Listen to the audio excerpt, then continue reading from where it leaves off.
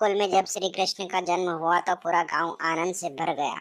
नंद बाबा और यशोदा माता के घर कान्हा के आने से खुशियां ही खुशियां थी। कान्हा बचपन से ही बहुत नटखट और चंचल थे। उनकी एक खास आदत थी माखन चुराना, इसलिए उन्हें माखन चोर भी कहा जाने लगा।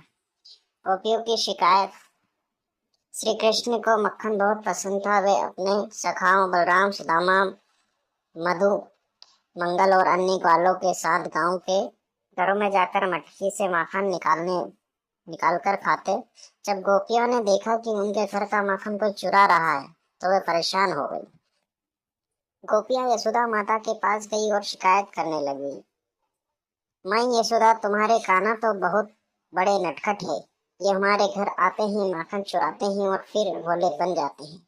यशोदा माता को यहाँ सुनकर हंसी आ गई, लेकिन वे जानती थी कि कान्हा बहुत शरारती है। उन्होंने कान्हा को डांटने का निश्चय किया। माँ यशोदा ने पकड़ा कान्हा को।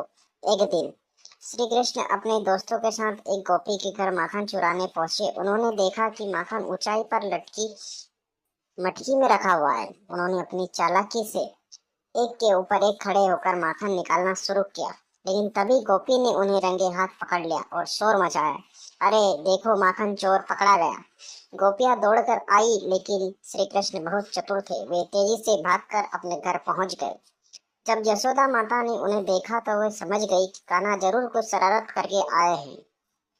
यशोदा माता ने कान्हा को पकड़कर पूछा, कन्हैया, क्या तुमने माखन चुराया? कान्हा ने मासूमियत से कहा, नहीं मैया, मैंने तो कुछ नहीं किया। देखो, मेरे हाथ भी साफ है। लेकिन तभी यशोदा माता ने देखा कि उनके होठों पर मक्खन लगा हुआ है। अब वे समझ गई कि कान्हा कुछ झूठ बोल रहे हैं। उन्होंने कान्हा को पकड़कर छोटा लकड़ी का ठेला से बांधने की कोशिश की, लेकिन बाल गोपाल तो साक्षात ईश्वर थे।